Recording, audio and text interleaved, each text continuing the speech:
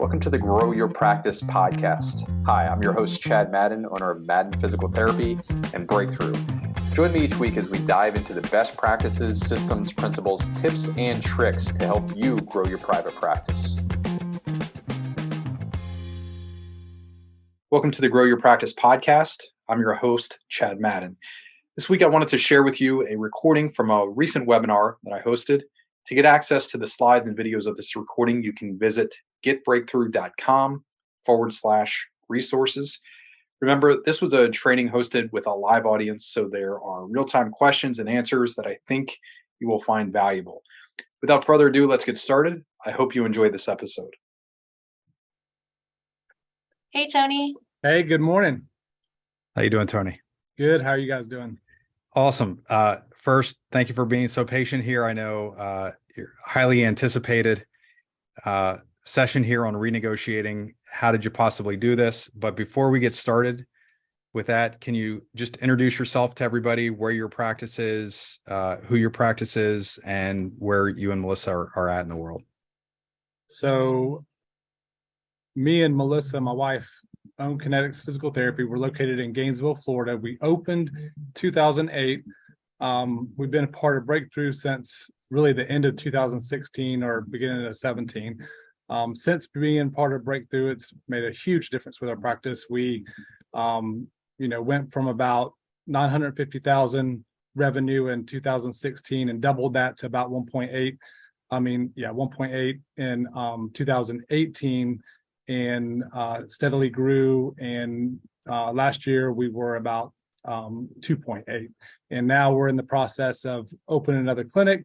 We should already be in it, but with construction delays, we're not in it yet. So it will allow us to double our current size of our practice and help that many more people. So we're super excited for that. But being part of Breakthrough has helped me to learn, and I tried to do this prior to Breakthrough, but just learning how to back out of, being a clinician full-time and also being a business owner full-time, to be able to work more on the business, which, allowed me to get more into insurance contract negotiations. Yeah, great. So can you talk about, when did you start renegotiating contracts, just to put us on a timeline here? So 2020 was, COVID hit. So it kind of forced me out of the clinic a little bit more as far as allowing our other therapists to see any of the patients that we had to see. I had already backed out. I was, probably 15 or 20 hours a week, but I just totally backed out during that period. I was also looking at, like everyone else, increased costs, lower reimbursements, and just not seeing the light at the end of the tunnel if we kept going that path. So trying to figure out, what can we do? We had already added cash-based services, and that's really what kind of really helped, buffer that profit margin to be, a decent profit margin still, was all the cash-based services we do. But I felt like, we're a physical therapy clinic. We should be profitable just with the PT that we're doing, without cash-based services. So what can we do to work on that piece, and then the additional cash-based revenue just being cushion on top of that. So just looking at our cost per visit was an aspect, and looking a little closer at that, and looking at the insurance companies that we're in network with, that it's costing us to see those patients, and starting to figure out, okay, do we want to drop this? Do we want to renegotiate it? And our first try has been just going across the board and renegotiating with insurance companies. And so we've been successful. It's taken a period of time to do that. And it's also taken a period of time just to get to the right person. But with us, one of our biggest payers, and I'm not sure, Chad, if I can even mention payers. Okay. So, you can give insurance company A, insurance company B would be great. So you're good here. You're good. So in insurance company B, for us was a big payer. And it was about 35 to 40% of our patient population. So we started, going after them, and it took a while. But we've been able to basically get a 10% increase in 2021, another 10% increase in 2022, and we're getting another one in this year in August. So that's when it kind of started. So that'll be roughly 30% increase from 2020 with that particular payer. And for us, that's huge because that's our big bulk. But then, looking at Tony, back in 2020, insurance company B had a guess on what they were reimbursing per visit. Reimbursing at that point, yeah, 62 a visit or 64, somewhere in there. Okay, so the 10%, 10%, 10%, if my math is right, it comes out to about 33%. So if you were at 62, you're talking about like $20, $21 a visit more. Right. So you're getting up into that $81, $82, $83 a visit range. Yeah. Awesome. Yeah. Yep. And we need that to be even more than that, but like that at least gets us, closer to where we needed to be. And we can sell cash-based services on top of that too. So like ideally we're making 20% above our cost to see the patient. We're not there yet with them. We're going to continue to negotiate and hopefully get there. But we are doing cash-based services on top of those, visits. Nice. One question that came in from Jason was, what are the cash-based services that you're offering? So our main cash-based service is class 4 laser. That's the big one that we do. And we probably did about 240,000 in last year with laser. So we did a lot. We also have foot levelers, orthotics. We do some, with that, but that's not a huge moneymaker for us, but it does make some. And then we also do diagnostic testing, and some insurance companies don't cover portions of that, or like MSK ultrasound. So we just charge cash for that. So, that's another piece. And then we also have a wellness component that we have that's cash. Great. So I heard 4 different services there that you're offering potentially as cash, and that's generating likely $300K plus a year for you total. Yeah. Like it was about 340,000 Nice. in cash-based services last year. That's great. Yeah. Awesome. So, so insurance company B, you went from roughly $62 a visit up to 83. Can you give one more example, and then we'll get into the how-to? So you said that insurance company B was like 30 to 40%. Is there another one that you negotiated that would be worthwhile to see what you got? We negotiated like with all of the commercial payers. We did negotiate, and it was, each time we got a bump was roughly 10%. So we were successful with that. We've tried to negotiate, like we were successful with B, 3 different years. And we're going to continue to push that. We've tried to do that with some other insurance companies and haven't been successful yet with that second round. But one of them, our contract was like a 3-year contract. So like we got to wait. They were actually about to negotiate, and then they realized that we were in this contract, and they could, but they decided not to. So we'll probably get a bump, the end of this year with one of them. And then one of them, I don't know, payer U, we may just end up insurance company U. Got it. Yeah, insurance company U. We may end up dropping them. I don't know. We're communicating with them, but they are definitely the worst one and our lowest payer at this point. So we'll see. And we also did the same thing with 6 of our work comp contracts. It was roughly about a 10% increase. It ranged, 8 to 15%, but on average, about 10% with those insurance companies. So pretty much everybody we've reached out to, we've been able to get a bump up. Nice. So most of the time when, we're an owner, we're thinking, I firmly believe that most of us don't try. Right. So, right. Yeah. And I know you and I have talked about this on stage as well, but most of us think, well, I'm so small, there's this large PT provider right down the street. Why would they negotiate with me? I'm not big enough, or we don't have enough revenue. We're not seeing enough patients. Why would they negotiate? You overcame that. Can you talk about any other barriers or pitfalls you had in the beginning about how you were thinking, how you overcame that and like got to your first win or two there. I think the big thing is just, you got to find that right person. Once you find that right person, you got to be persistent, and don't get like super frustrated, because you will get frustrated, but don't get like super frustrated by it. They will try to like ignore you, push you off, not respond to you. Just keep pushing. Go above that person if you need, if you're able to, or if you have a contact. Like we had, for example, payer A, and this one we were able to make a pretty significant. This was payer A, and you can figure out who this is.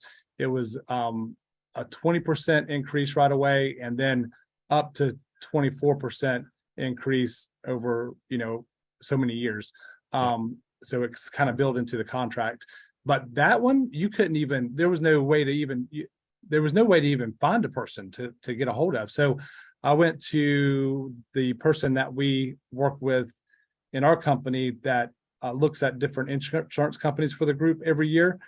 So he had contacts with all these different insurance companies. And I'm like, hey, I can't get a hold of these people, and I'm trying to do this. And so he got me in touch with somebody who I was actually able to talk to, then put me in touch with the person that I needed to talk to. But like I had been talking to both of them. That's how I got that contract negotiated. So I think you got to find the right person, and it may be other contacts that like what I found is people that are in the insurance world, if they're shopping insurance companies for group health insurance, like they should have a contact. And so like if you can't find your provider relations person, or you're not getting anywhere, maybe they've got a contact that can help you get above that person to hopefully make some change. Because I've asked, I don't know how many times, to go take me up to the top, because I'd be happy to talk to them about the reasons why we need to get paid more. And nobody up top wants to talk to you, so like just be persistent. And what I found is with being persistent, like typically they're gonna negotiate with you. Like I said, the one that's they're just a pain. I think they're probably going to bump up another time with us, and we'll see what we end up doing if we choose to drop them. Fair enough. So Rob Jordan had a good question in here. What do you say? So you find the person to talk with. You're in that negotiation conversation. Were you writing letters? Were you having a phone call? Were you having a live meeting? Were you sending an email? What did you deliver? And what were some of the key points of what you said to ultimately get that win? Yeah. So like, what I did, that's a good question. What I did initially was I wrote a letter, and I kind of spelled out, all the reasons that we need to, like I need to renegotiate this contract. I'd put in there, if you wanted to use Medicare as a guideline, you can. This is what we get paid with Medicare. If that commercial payer, for example, was lower than that, then that's an easy, guideline, because it's out there, for people to see. But you can also look at like your average revenue per visit, but you got to be careful with that. I just show that for example, with payer B, like they were just low. They were low on our compared to other insurance companies and what we got paid. And I also put on there like the cost it is for us to see the patient, what it costs us to see the patient. And like if we're losing money every time we see a patient, it doesn't make sense. And then I also, in that letter, like I know that the hospital gets paid 3 to 5 times as much as we do. I put all that stuff in there. I know that the physician-owned clinic gets paid more than we do. So I'll list all that stuff out. And like, why wouldn't they want to like work with us? Because like, a bump up to us makes a big difference, but it's still not what they're paying a hospital. Oh, you're on mute, Chad. Sorry. Yeah. Love it. So you started with an email, highlighting where this payer was at relative to other payers in the area, at least Medicare, especially if they were under that. And also the costs. Then were you having a live phone call follow-up, or would somebody reach back out to you, or would it just fall on deaf ears? And what did you do after that? How did you persist? So going back to that letter, the other things that I put in there are like our graduation rate, because I think that's a big key. Like if you've got a good graduation rate, like, spell those things out. And then also talk about the overall healthcare cost. Like we are very conservative, it's a very good deal for people to come to us and get better and address their problem versus continued medications, injections, surgeries, all those kind of things. So I talk about all those things. And also our specialties. I bring all that stuff up as well. And if we're growing, I bring that up, so anything to kind of plead your case for being able to get a higher rate. And like, we haven't had an increase since whenever we started this insurance company, if that's the case. But then Chad, your next question was, as far as like, so email them. Most times you're going to correspond via email. Like you can ask to get on the phone, because I think it's a lot easier to get on the phone and talk to them, because like it's just like I get on the phone and talk to these people and they're super nice on the phone, but in the email it's like, oh my goodness. So if you can do that, but it's not always easy, because they don't really want to get on the phone with you. Yeah. They would rather communicate via email. Okay. And the email is good because you have a track of what your communication is also. Yeah. We have other really good questions in here, Tony. Tara asked, how did you find out what they were paying the hospitals? Well, like for me, I just had a patient that's a friend of mine, that is a physician that that had went to the hospital, and also then decided to come to us, and he saw what we were getting paid and was like this is a huge difference, and brought it to my attention. But I already knew that. I think it's pretty common knowledge that hospitals, especially like where we're at, a teaching hospital, they're paid quite a bit more. Yeah, fair enough. Locke asked, which department do you end up communicating with, and is it their network relationship team?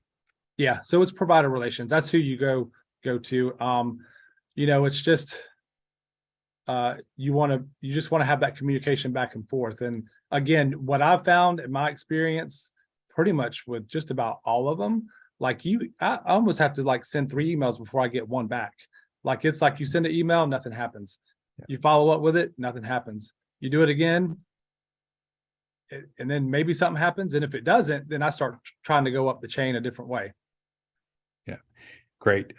Candace agrees with you. She said persistence works. It took me a year of monthly emails.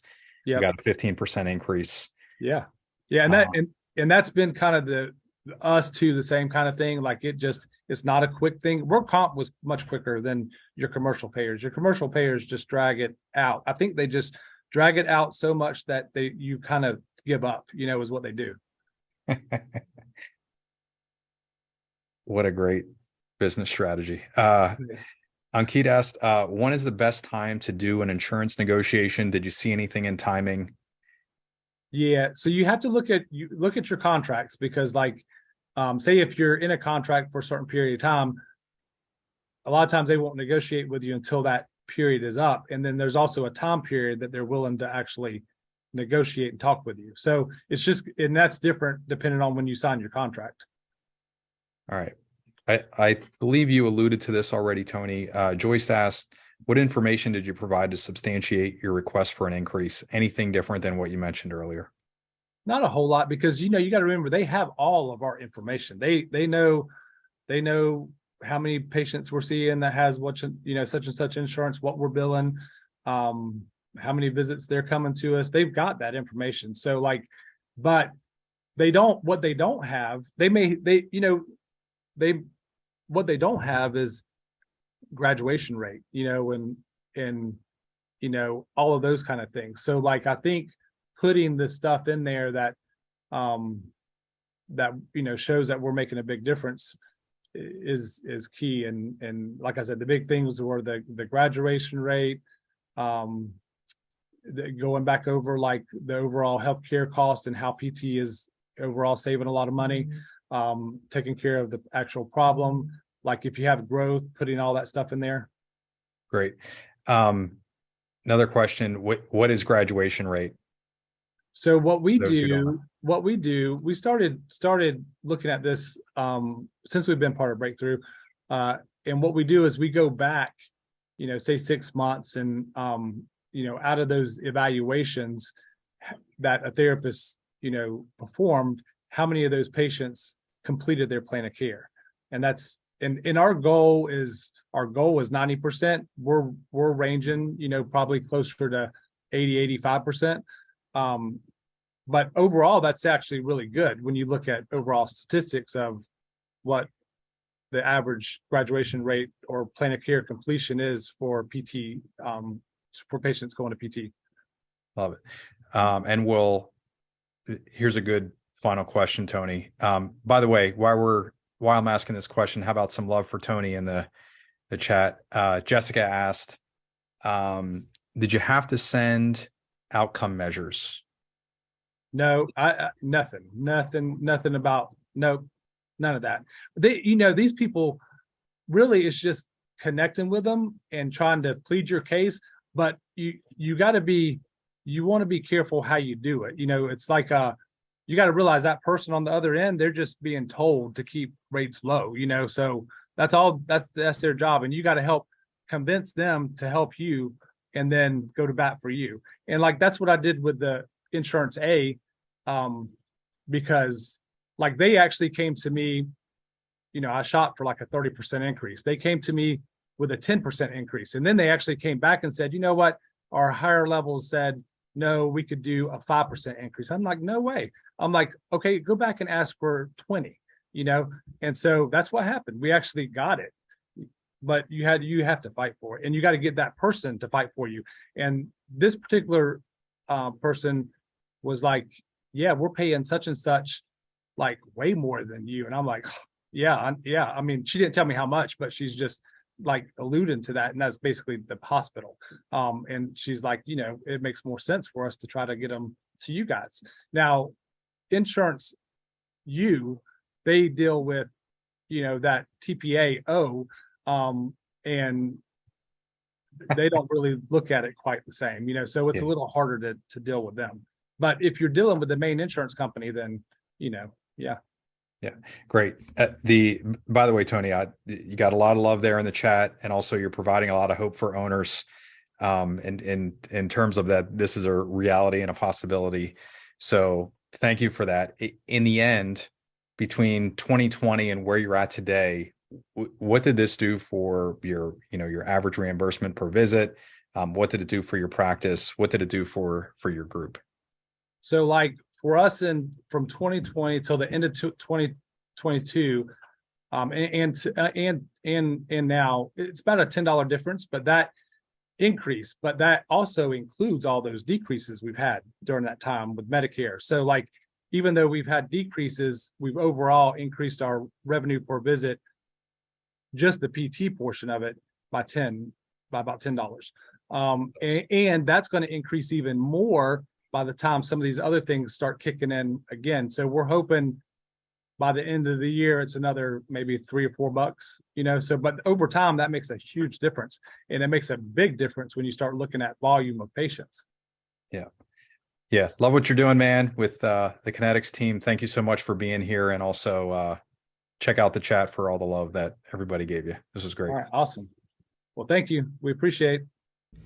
If you're watching this video right now, I'm going to guess that you're a practice owner who's battling against declining reimbursements, upward pressure on cost, increased cost of operating your practice day to day, and also shrinking profit margins. So to answer that, here at Breakthrough, we just launched a new program called Profit Under Pressure. And in Profit Under Pressure, you're going to get 3 primary things. The first is a 13-week masterclass where we're talking through the advanced latest principles on marketing your practice so you can fill space, that is the space of your clinics. You can fill your therapist schedules with direct-to-consumer marketing. You're also going to get, anytime that we solve one problem in our practice, we usually create another problem.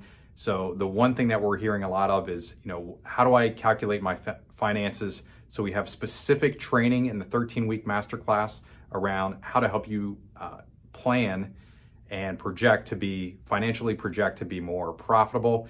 And then as a bonus, when you apply and get into the course, the other problem that we often create is now we need to hire therapists. So I've never seen a market like this where it's been so difficult to source and ultimately hire therapists and also retain them.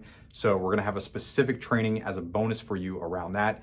Plus, you're gonna get the breakthrough software, which is the same exact software that I use in my practice to get direct to consumer marketing patients, primarily from our patient list and also from cold traffic marketing. So if you're looking to grow your practice, you're looking to increase your profit margins, to have a more sustainable, more viable practice, this is the course for you. Just a few years ago, there was lots of trends here that are working against us. The current's not moving in the right way.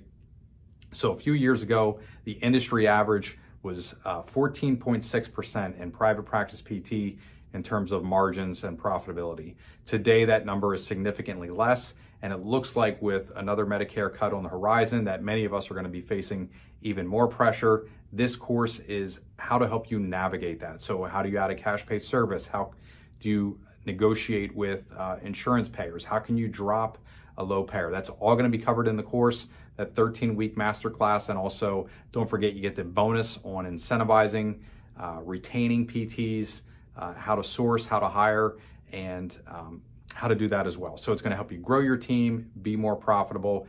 Here's the deal. You have to apply to get in. We want to make sure that you're a practice owner. We don't work with HOPS practices, POPS practices, that type of PT. We only work with private practices, so you do have to apply. I know as of this recording, I believe this class is currently already fully occupied. So when you apply, we'll make sure that you get into the next possible class if you are a fit and if this program is right for you.